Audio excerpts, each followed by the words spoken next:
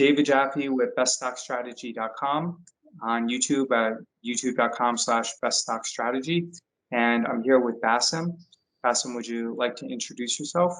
All right. Hi, everyone. My name is Bassem Zahili. I'm a full-time accountant, part-time realtor, part-time YouTuber, and options trader. I have a YouTube channel under my name, Bassem Zahili, where I talk, half of it is Canadian finance and half of it is options trading, where usually once a week I try to release on Tuesdays, where I just film myself trading and talk the audience through my trades and my plan for the week. So thanks for having me. Yeah, it's my pleasure.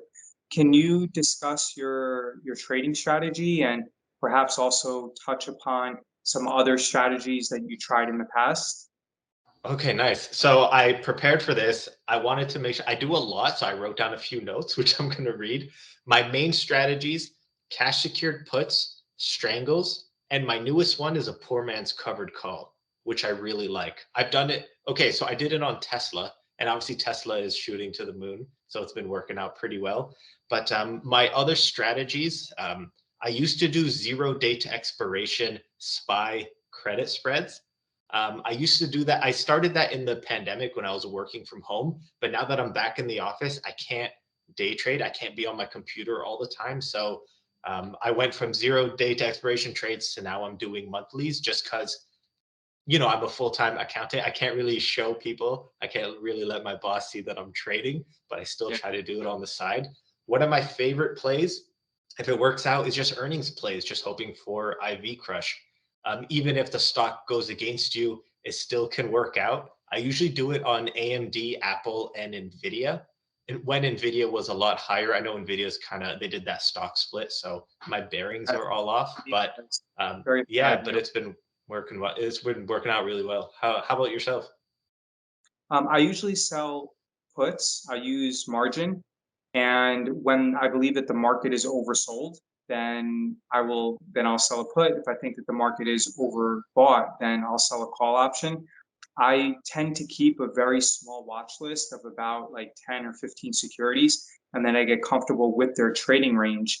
And then when I believe that some of those securities are trading at their price extremes, I'll then sell an option to fade the move, usually with an expiration of anywhere from about like 4 to 7 weeks. And what's good about waiting for the price extremes is that you're able to collect a significant amount of premium because it has relatively high implied volatility, and the implied volatility rank is relatively high. So once you get comfortable with the trading range and they're very large liquid stocks, then you can sell an option and collect a lot of premium. So a few things that you mentioned in your intro, which I found really interesting, were how did you enjoy like zero DTE? Were you very successful with that? And can you compare that relative to your current strategy? And I know that this is a bunch of questions, but also what's your like bread and butter trade? Because you mentioned, I think, three things that you primarily do with selling options. Right. So the 0 day to expiration, I tracked it religiously. I have a giant Excel, which I share with anyone who requests it, that shows I tracked over 1,000 of my trades.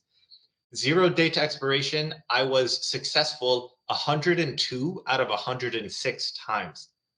The issue is those 4 losses it wiped out a lot. So every loss would probably wipe out 10 trades just because if it moves against you, usually I kind of wait till last minute to manage it because I'm like, hey, what if it comes back? If I do a put credit spread, and I'm like, what if it hits my support and it bounces back up? So usually my mistake with those 4 losses is waiting too long. I implemented a new rule where I'll close at 3 times when my loss is 3 times my gain. So if my credit spread gave me 500, my new rule is to close when I'm losing 1,500. Well, in the past, my first loss, it was about like 10 times. So when I made 500, I kind of lost 5,000. I wasn't too upset because I probably had 40 successful trades. And then I lost that one, which wiped out, let's say 10. I really did enjoy it. It's more active than what I do now. My bread and butter, I find, is just cash secured put. So I've been trading options let's say for 12 years, but I used to do my first 8 years were just basic. So I had dividend stocks and I would just sell covered calls on the dividend stocks just to double dip in my gains. And then as I got more comfortable and when my portfolio size got large enough, I started selling the cash secured puts. My new rule, which started January 2021, is never to accept shares. Whenever I sell puts and I accept shares, my timing is perfect. It always ends up tanking and I end up losing. So now I find I'm much more successful when I just sell cash secured puts and then I'll roll it down forever. Yeah, yeah, I agree with you. I think the problem with the wheel strategy, and actually I have an upcoming video that I recorded but I haven't posted it, is that um, even though you're able to accept assignment at a lower price than what it was previously trading at, you are also going to participate in the downside as well as the upside on a one-to-one ratio. So not only is accepting stock less cash cash efficient, although if you're trading cash secured, then there's no buying power discrepancy between being long shares and then also and then also selling options. But additionally, I think on the negative side, the other negative is that you don't have that safety net because when you sell an out of the money put option, you inherently are built in with that safety net between where the current market price is and where your strike price is. However, once you start accepting assignment, then if the stock ends up going down by an additional like 5%, then that's immediately reflected in your P&L. So for me, I don't accept assignment, and I understand like the logic behind it, like running the wheel. You can sell out of the money call options, etc. But I would much rather not have the stress, and because I use margin, I would much rather always have that safety net while also realizing the capital efficiency while trading on margin. So I definitely agree, and I think actually when I was speaking to another Canadian trader on my channel, and I believe he's also he might be a CFA or an accountant as well. From what I recall, like one of the things that he did, it was Shahid. One of the things that he did was he when a trade would get challenged, I believe he would roll it over and extend the duration, but then roll it over to the same strike. And I remember, I believe now what he's doing is when he rolls over and extends the duration, he's then using that additional premium to reduce and roll it to a more favorable strike price. And I think that by far is the better thing to do because you can roll an op because I believe that once a trade is challenged, your primary goal is to get rid of it because it's causing you stress and there's a little bit of increased risk. So if you can roll it forward by 1 week, by 2 weeks, and pick up some additional premium, you can then allocate that premium towards significantly reducing the strike price. Like if you're short an 80 strike put, and let's say that trade is getting challenged, you can roll it forward by 2 weeks and then roll it forward to about like 75, something like that. Yeah, What do you yeah. So it is interesting you brought up the wheel because like I am filming a video on why the wheel when it doesn't work. My mistake the last time I got assigned was in January and it was on Workhorse. I know people are saying you shouldn't sell puts on garbage stocks and that is a garbage company, which I learned the hard way. So Workhorse was around $40 and I was selling puts on it at 28. And they ended up losing a USPS contract. They went from 40 to 28. So then I rolled from 28 to 20 and it ended up tanking. It's now at $7. I Oh, decided to accept assignment at 20 and now I'm at a $13,000 loss. It is impossible for me to sell. Like a lot of people say, oh, you just sell calls at the strike. So you kind of break even. like much But premium. yeah, no, I'll be earning a penny. So I've been selling covered calls just at like $10. I'm slowly trying to recoup my loss, but I'm going to tax loss harvest and just sell it December 31st. So I can use that loss just to offset some of my income.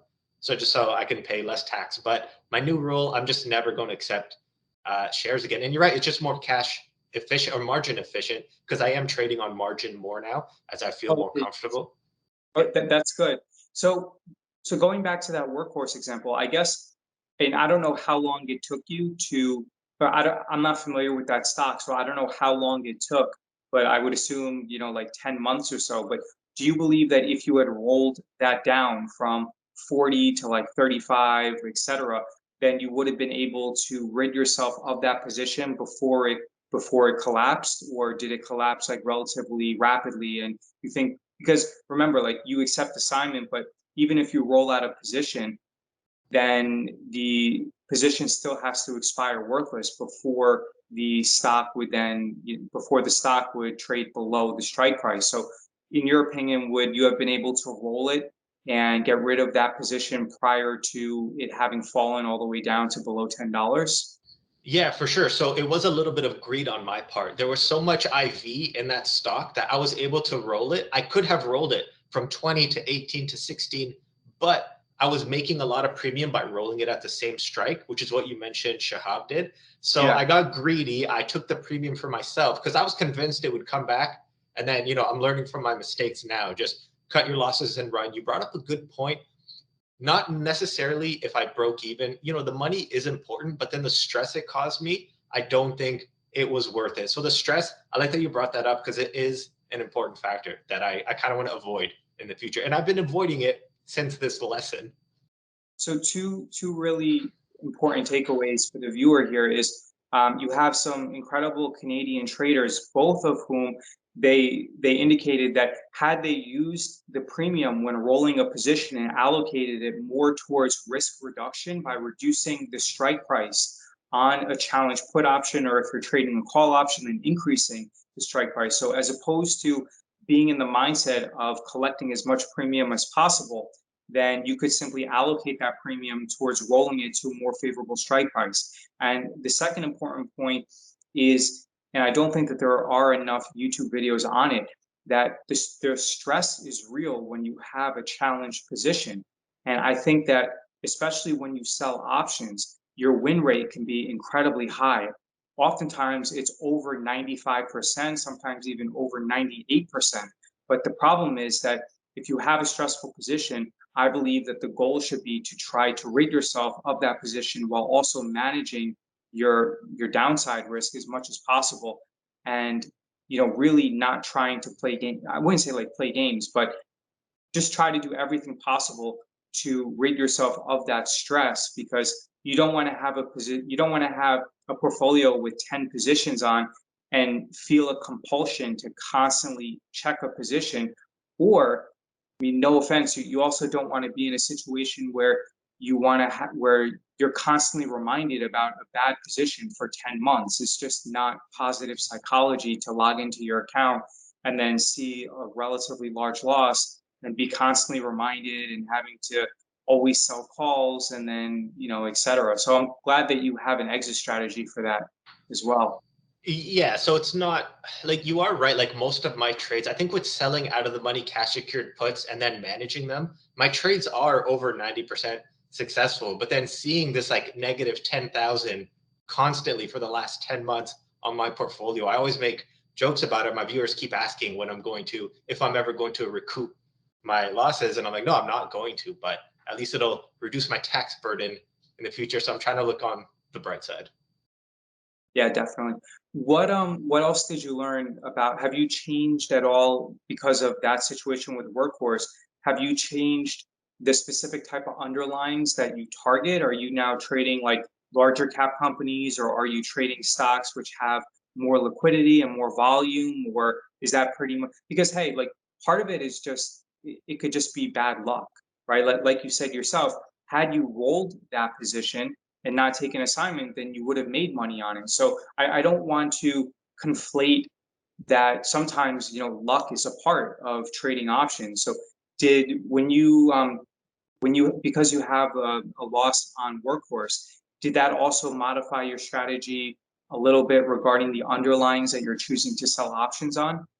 Yeah, definitely. Because a lot of the times I like high IV stocks because it kind of earns a lot of premium. But then this is a new EV company where it's like a Tesla competitor and like a Neo competitor, but they weren't proven yet. They didn't have any income. They weren't making money. It could have been a good bet, but I was chasing the premium instead of, probably just selling puts on a company I believed in, like AMD or Nvidia or Apple. I don't think fundamentals are the most important thing for selling puts because I'm not, or like selling options, because I'm not going to accept assignment ever again. But it can't be like a fraudulent company. Like if you've heard of Nikola or what happened with it Yeah. last year, it went from $80 to I think it's now 6 or 7. I'm going to try to avoid those like Wall Street bets type hype stocks where it just doesn't really make any sense. So I'm just trying to go with more legit companies that don't have those 30-40% a day or a week movements. Although it'd be nice if it goes your way, but chances are you might end up at a loss like I did. I think that's one of my main criticisms of Tasty Trade. And I think overall, Tasty Trade done, they've done significant positive and added a tremendous amount of benefit to the option selling community. But at the same time, they are relatively, they kind of, they're, what are they're like company agnostic, where they primarily just sort and choose underlyings based upon implied volatility rank. Yeah. And then whatever company has a really high implied volatility rank and a very high expected move, because obviously, the estimated move is oftentimes more than the actual. The problem is that when you sell only high IVR stocks, then like you said, you have a higher propensity for having like fraud, or you just have a very high probability of you having like smaller companies which have larger outsized moves which can cause you a lot of issue. For me personally, I believe that it's much better to stick to strong brands. And because I'm selling options at price extremes, then I actually don't even look at the IVR, because inherently when I believe a company's at a price extreme, then there is more available premium at that specific moment inherently. So I understand that from a Tasty Trade perspective, they indicate that, hey, like let's take as much subjective thought out of the process as possible. If it has very high IVR, then sell that because you collect a lot of premium, and then in the worst case example, you can roll it. The problem is that I always try to reduce stress, and when you're dealing with very strong brands, I don't even have to read any news clippings or anything. Like nothing that you read about Apple or Nvidia or AMD is going to improve your decision making process, because those companies are so large that everything is already priced into the stock. So there's no informational advantage. And that's why I love it. And you're also protected because it is a strong brand. And also those brands, it's pretty rare that, like Workhorse, you said went from, I think like $40 to about, was it like $10 or something like It's that? at Like, 7 right now. yeah. So figure that, Apple is not going, like Apple's not going to drop from, wherever it is, like 135, 140, all the way down to like, $35. I mean, that would be pretty rare. Yeah. I mean, I guess it could happen, but it it's not going to happen during a bull market like we've had in 2021. Yeah, exactly. Like I did learn my trading strategies from Tasty Trade. So I apply Tom Sosnov's strangle method, like just a modified version. So he likes to do 45-day strangles. I like to do 30 just in case I need to roll it or manage it. I don't find much premium after like 60 days. So if I'm at 45 days and I need to roll it to 60, and what if I need to roll it again to 75 or 80? I like to start a little shorter so that if something bad happens, I have that extra Yep. theta I can earn by selling that extra time. So they definitely help, but you're right on the whole IV issue. They like to choose the highest IV, which I take advantage of high IV sometimes. Like I do some very risky trades very rarely, but just when I think it'll be like a 99% chance to win. I don't know if you've obviously been paying attention to the AMC fiasco. When AMC shot up from $9 to 72, I ended up selling naked calls on it. Sounds very dumb, but I chose 5-day to expiration naked calls at 150. So AMC needed to go from 72 to 150 in 5 days, and that was a risk I was willing to take. I think the IV percentage was like 1,000 on that trade. The only issue that I have with something like that is, if you remember, with the other company GameStop, it actually went up from about like 80 to about like 300 in like a few weeks. But also, not only do you have the price risk, but you actually run the risk of having the brokerages change their margin requirements on the stock and have it use up a tremendous amount of margin, especially if it's going to be on the short call side. You mentioned a few interesting things which I think are valuable. So I think that selling shorter dated expirations, especially on positions which are a little bit more inherently risky, is better than longer dated. And part of the reason is that when you are selling shorter dated, if that trade gets challenged, it's significantly easier for you to manage and roll that position. For example, let's say you sell a 30-day DTE, and then let's say it gets challenged at about 14 days. You can then roll that position out about 2 weeks and collect a significant amount of premium and then allocate it to the strike price to roll that strike price to a much more favorable situation. If you initially sell a 60-day DTE and then that trade gets challenged at about 45 days, instead of rolling it 2 weeks, you might have to roll that same trade by 2 months in order to realize the same benefit when you're rolling the strike price. And as we said previously, if a trade is challenged, my goal is to reduce stress and get rid of it as quickly as possible. Another thing that you mentioned that I felt was really interesting, I tend not to sell strangles unless it's opportunistic. So if something is at a price extreme, let's say I believe that it's oversold, I will sell a put option. And then usually if something's oversold, it's kind of like a rubber band where it gets it snaps back relatively quickly. Yes. And then so if I sell a put and then the underlying stock ends up appreciating in value very rapidly over the next few weeks, or rather over the next few days or the next week, and then it becomes overbought, I'll then opportunistically sell a call option, and therefore I will have a strangle on. So but I don't like putting on a position as a strangle, because if it's a good time to sell put, then inherently it's a bad time to sell a call, at least with the way that I trade, because I'll only sell a put if I believe that a position is oversold.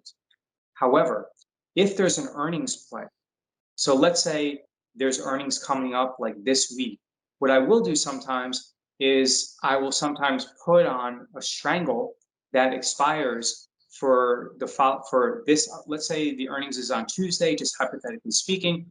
I will sell a strangle with an expiration of this Friday, and then the day of earnings, once it announces it, or the day after, I will close it out for, hopefully a profit. So usually during the normal course of trading, I won't use strangles. However, I will use strangles if it's an earnings play, and then I will go relatively far out regarding my strike selection and then close it out after the earnings announcement.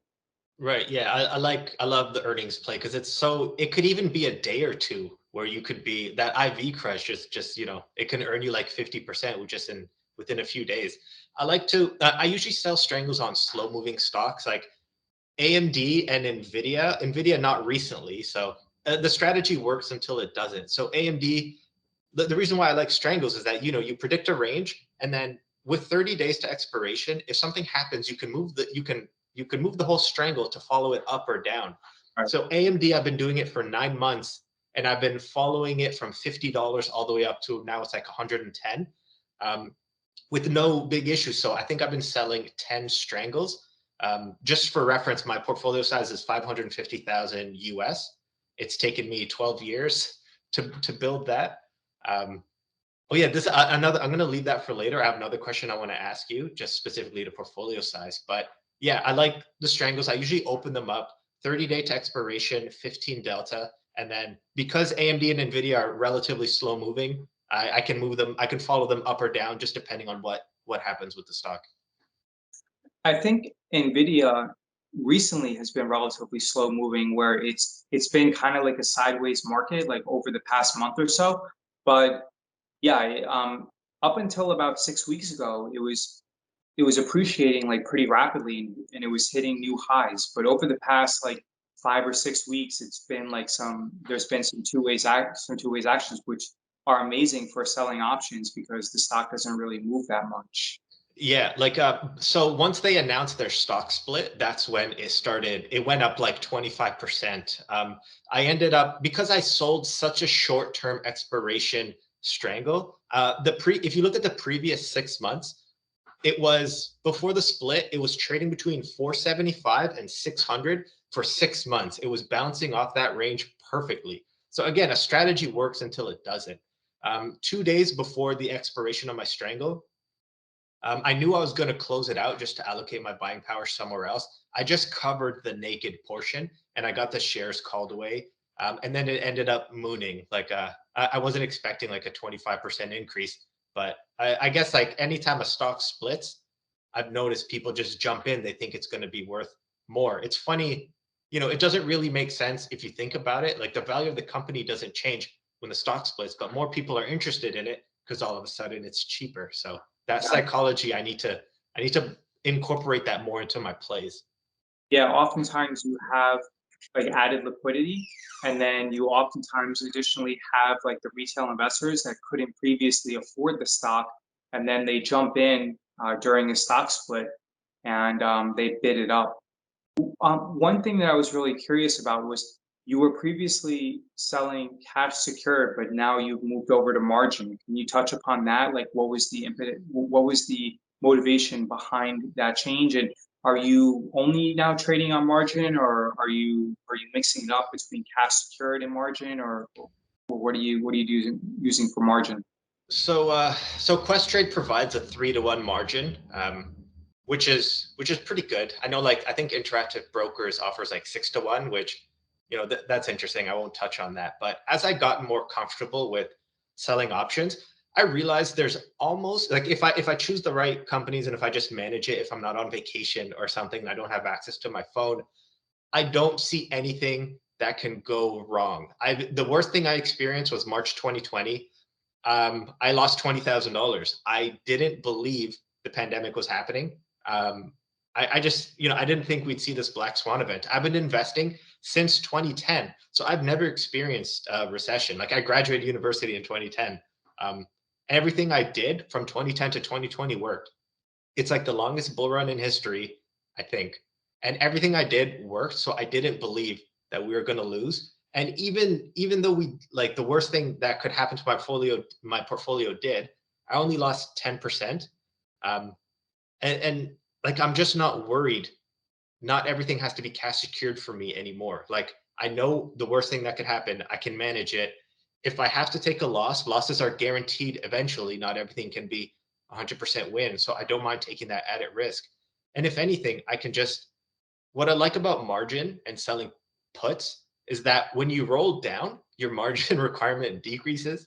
Yeah. If I rolled Apple from 100 to 70 to 50, that dollar amount decreases. So I'm just more comfortable and I'm not afraid what could happen. People think it's risky.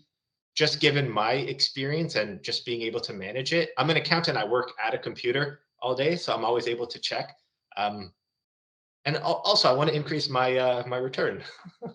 Right. I definitely think for traders who are disciplined, I actually think that using margin can improve their returns overall. And the reason is that when you use margin, and especially when you usually use it effectively, because it is a double-edged sword. But when you leave adequate buying power and enough safety net, then it protects you. Because if you're only using cash secured, you might be more inclined or more motivated to trade more aggressive strike prices because you want to maximize your amount of premium collection. However, when you're using margin, then it affords you the opportunity to go further out of the money. And even though you're not collecting as much premium, you can make up for it with increasing your size a little bit. Now, you don't want to overdo it. There's always going to be a sweet spot. So that'll protect you against very large drawdowns like March 2020 or December 2018, or even I think in February 2018, from like February 5th to like February 8th, or that following week, there was a large Mhm. volatility expansion. But yeah, I definitely think that using margin correctly can actually be a way of decreasing the portfolio volatility that you experience. Are you using regularly? I'm not sure if like how Canada does it, but do they offer like portfolio margin or spam margin or something similar or no? or Yeah, is so it? they do. Yeah, they do offer a portfolio margin. The part of the frustration with Canada, I don't know how it is in the US, but our retirement accounts and our tax deferred accounts, you're only allowed to do level two options. You're only allowed to do covered calls. You're not allowed to do any other options. So when I guess like it's a little deceiving when I say I never accept shares, because if you open my retirement accounts, I have shares which I sell covered calls because I have no choice. But with my in the same Questrade account, I do have my regular margin, which does take advantage of the tax deferred amounts, and they give me an increased base. And all you have to do is just leave enough, like you said, leave enough room to manage in case something goes wrong. Don't use 100% of your margin, but it definitely helps increase the return. And part of the thing, I was kind of worried if I didn't use margin, was I beating the market? Like, was I beating SPY if I didn't use margin? And I think margin really helped me. At least I think I'm doubling the market, which I'm comfortable with. And yeah, it just it gives you more opportunity, more reason to manage, and like you said, less stress, and you can trade safer. How many positions do you usually have on at one time? Oh God, I have 20. Um, I think that's too much. My, yeah, I mean, whatever works for you. I can just say that for my, in my opinion, I feel like um, because not every position do you have the same confidence in. So there might be like 10 positions which you feel like very strongly, and you log in and then you're like, okay, yeah, I don't even have to worry about that position. Maybe I'll let it expire, or maybe I'll close it out. I'll set like a buy to close GTC limit order, and then it'll automatically close out. But then you might have like two or three positions which you're like, okay, like let me watch those positions. Um, and I feel like when I trade too many underlines, not only does it become a little bit overwhelming, at least for me, then it also, from my experience, I've done better by being more heavily concentrated and trading anywhere from like 4 to 7 positions, which I feel highly confident in, and okay, just simply increasing their size. Now, I'm not saying that if you're going to trade like seven, that you trade like Nvidia, AMD, Apple, just all highly correlated underlyings. Like I think that you should have like some type of diversification in the underlyings in your portfolio, but I do think that having like 20 might be a little too much. Although, I mean, Tom Sosnoff, he has like 80 to 100 usually. I don't know how he does it, and does a show. I mean, it's yeah, but I don't think that for many retail traders, especially if they're working full time, I think that less is usually more in keeping it as simple as possible. right. Like a lot of people, the reason why I knew that would be too much. Everyone tells me it is too much, but one of my issues is Um, I I like to trade. Sometimes I'll just get that itchy finger and I just want to do something. So when I do 30-day to expiration options, and it's like I don't want to wait another month to do another trade. So if I have some buying power, then I'll just start making a trade. Just because my goal, if I could trade full time, I'd be the happiest person ever. Like I would retire, not retire, I'd quit accounting if I could get my portfolio to 1 million. I'd feel more comfortable living off that income. Until then, I just, yeah, I really like trading. If I could do it full time, I think that's why I have so many trades open. It's just, I'm, still learning. Like I've been doing it for 12 years, but aggressively for 4. So I was just doing covered calls in the first 8 years, and now I'm doing naked. I'm trying to do iron condors, which I don't like. But then now just the other side of it, which is strangles, which is the same thing, just more risk, but also more return. Yeah, if I remember it, and I think that my call with Shihab was a while ago, but I think he also keeps like a spreadsheet, and he had about like 20 underlines as well, and then I believe he expressed the desire to mitigate and like winnow down like some of the underlines that he was trading on. I think you said that you had a question about like 500, like the 550,000 like portfolio.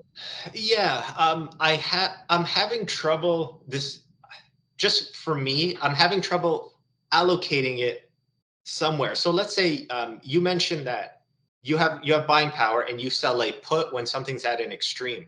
But then do you just have buying power sitting around in case it hits the call side so you end up with a strangle? Because like what if you end up sitting around for 4 to 6 weeks with unused buying power and you could have been earning for 4 to 6 weeks. What if that call side never comes? My issue is I'm having trouble allocating this 500,000 somewhere. Even with margin, I could probably allocate 750 or 800. Do I increase my size? So I went from one AMD strangle to 10. Do I take it up to 15?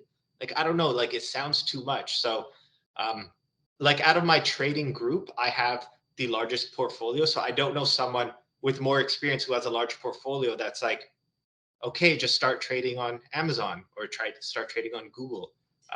Do you have it? Yeah. So my question, long-winded question, um, how do you go about allocating large portfolios or buying power?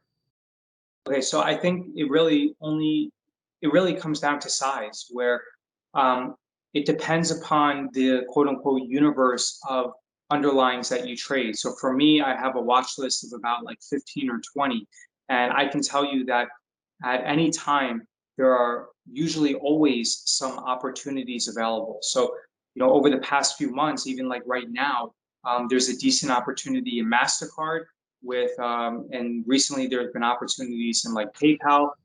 Facebook is also an incredible opportunity where it's trading relatively close to its 52-week low.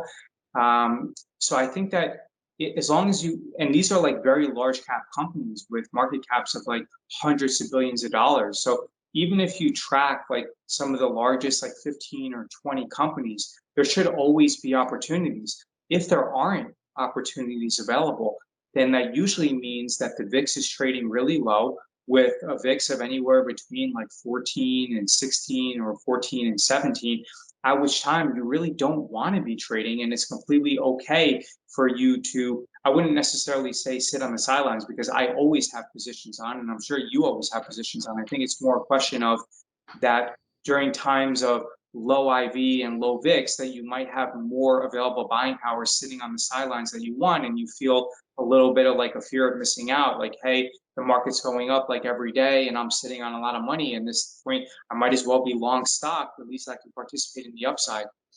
From my experience, I never have those thoughts like I'm missing out because I do know that when the VIX is really low, it's only a matter of time until the VIX rapidly increases, at which time I will then aggressively deploy my capital.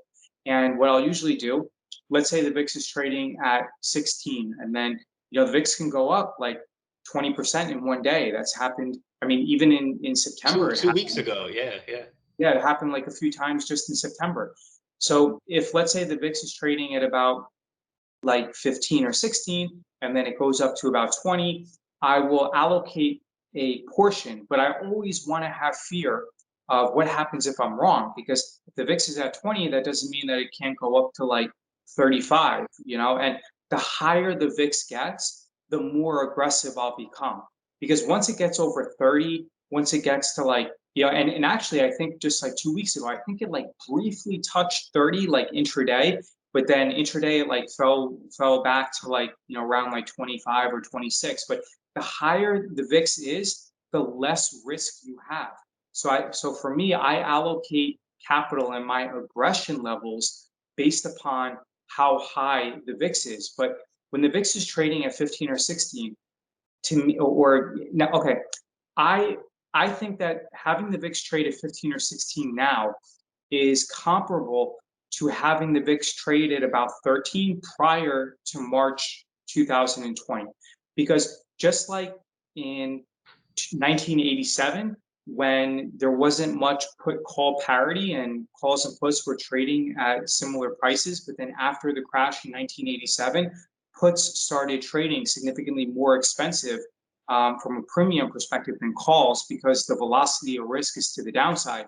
I think that because the violence of the move in March 2020 was so extreme, where the market fell like 36% in 33 days, I think that I think that the viewers should not consider a VIX of 15 or 16 now similar to how they considered a VIX of 15 or 16 back in like 2019. I think that a VIX now of 15 or 16 is comparable to a VIX of about 12 or 13 back in like 2019.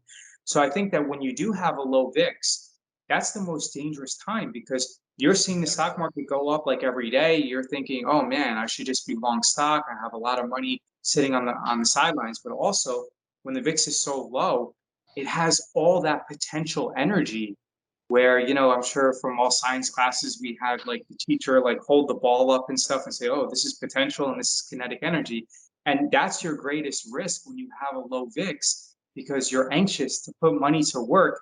But in just a few days, the VIX can increase from 15 to like 30, 35. And that usually happens like twice a year. Like maybe from 15 to 35, it happens like maybe once a year. But still, I mean, hey, if you're short premium and you've allocated a significant amount of your portfolio when the VIX is very low, and then the VIX spikes up from 15 to even 25, which happens a lot. That happens maybe like 3 or 4 times a year.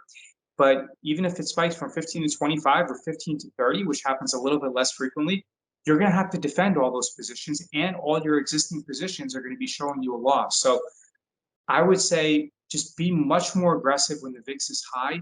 And it's actually, in my opinion, the most dangerous times for option sellers to trade when the VIX is low, because not only do you feel like you're missing out, but also the amount of premium that you're collecting is not that much. So you want to inherently increase your size. And it's just it's a very challenging time where you just want to put money to work. And that's actually the wrong time to put your money to work. Yeah, so like when I remember, I think 2017, 2018, I think VIX might have been 11 or 12. It was so low. You have to go closer to the money to sell something to make anything worth it. Like I'm not going to sell for pennies. Like it just wasn't worth it. So you're right about low VIX being the most dangerous for option sellers.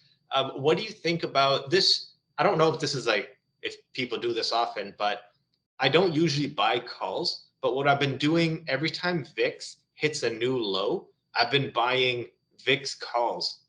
Just like 60-day, I don't do more than 60 days on like, I do VXX or UVIXY, which is like a 3 times Yeah, VIX. yeah. Yeah, just anticipating that expansion. Is that something you dabble with? Because you kind of mentioned every time VIX is low, inevitably it will receive a pop. So would you buy calls, or is that not? Are you more into selling options?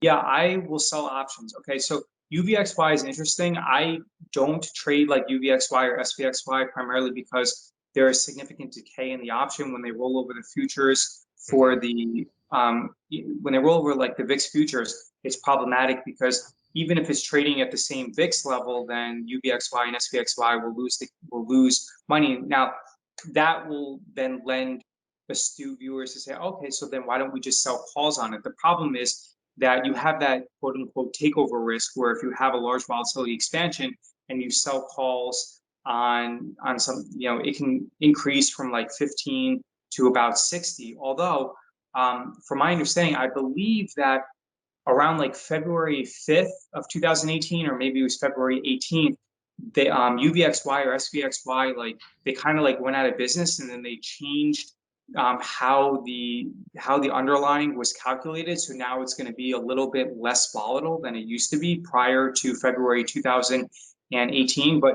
long story short, I don't trade volatility. And the primary reason is that I don't believe that I think that volatility is priced pretty well. Um,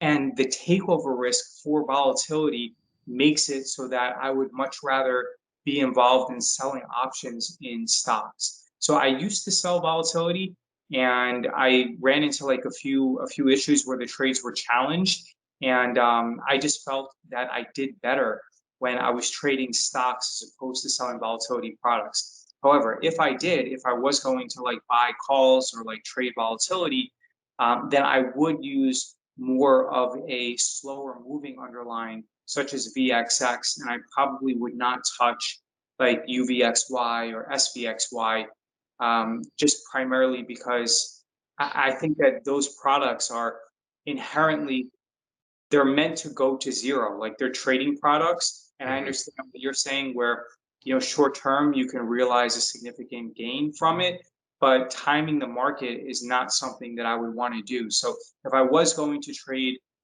VXX and volatility, I would probably buy like one or two in the money options for calls when I felt that VIX was trading at an extreme. So let's say if VIX trades below 15 or even around like 14, like 1450, that would be a time where I would feel comfortable buying like a call option that is one strike in the money.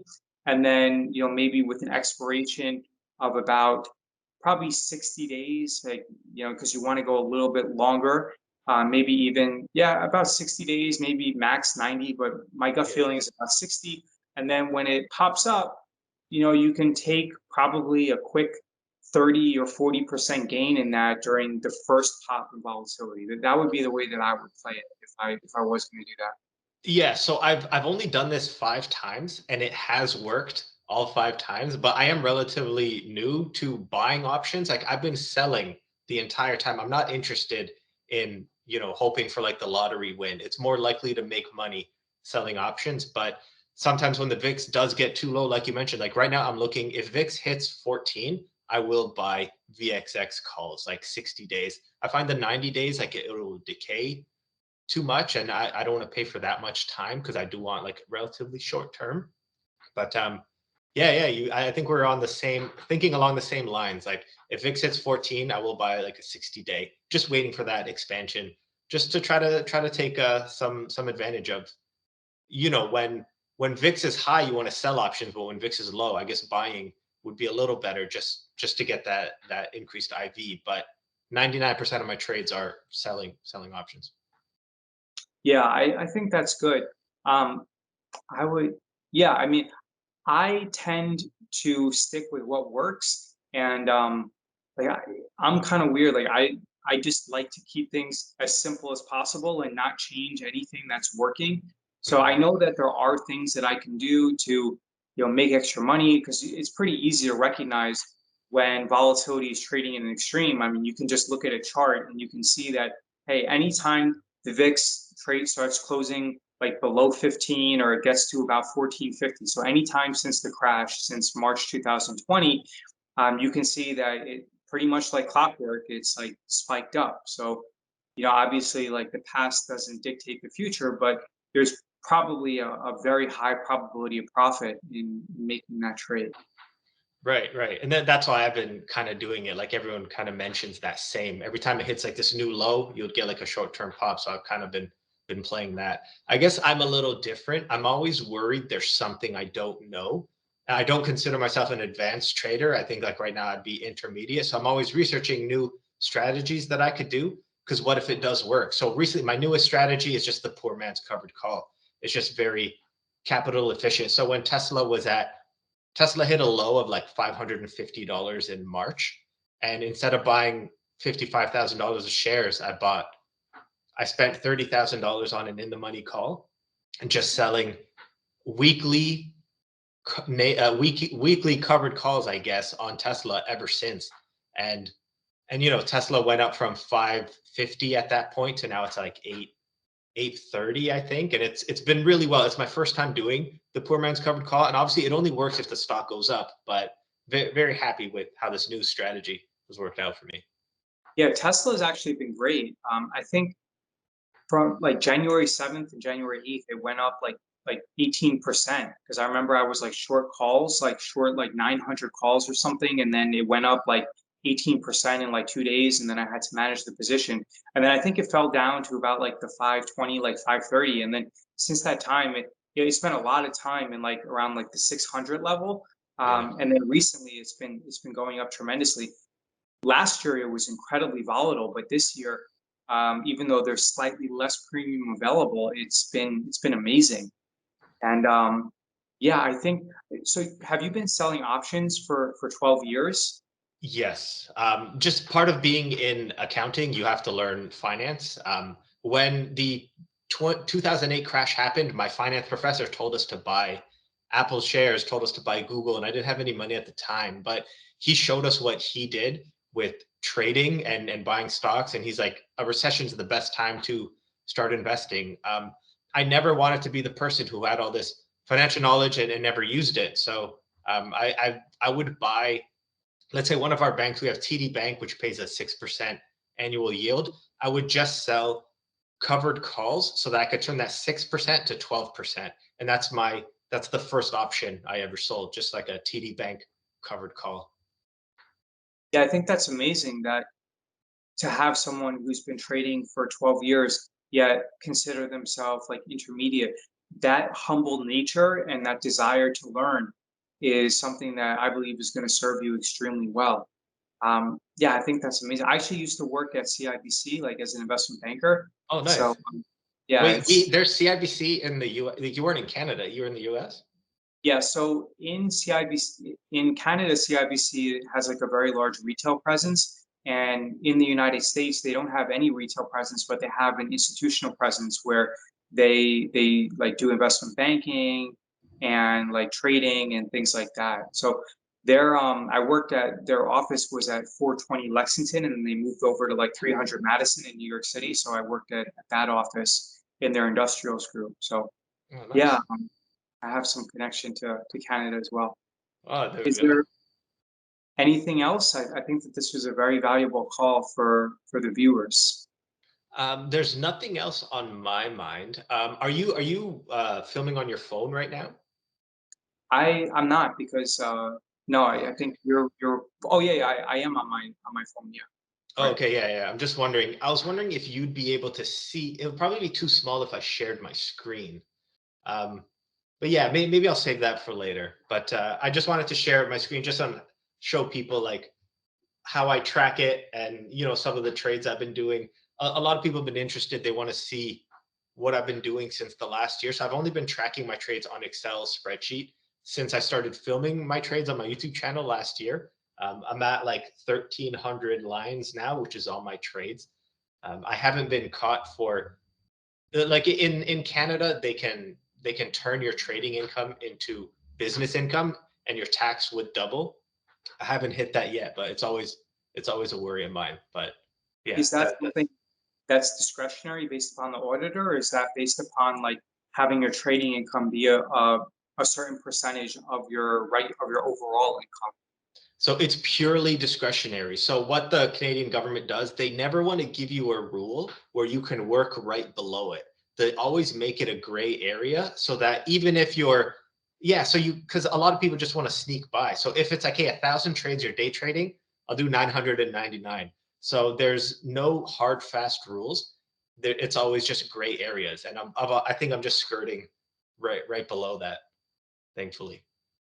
Hmm. I think did my camera go out or no? Oh, Oh no, no. I can see it. Okay, that's great. All right. All right, awesome. So yeah, thank you so much. I think that this call was incredibly valuable. And yeah, I really appreciate your time, especially having this call with me on like a Sunday night. It shows the dedication considering that it's really late and we're like geeking out and talking about options trading. It's amazing.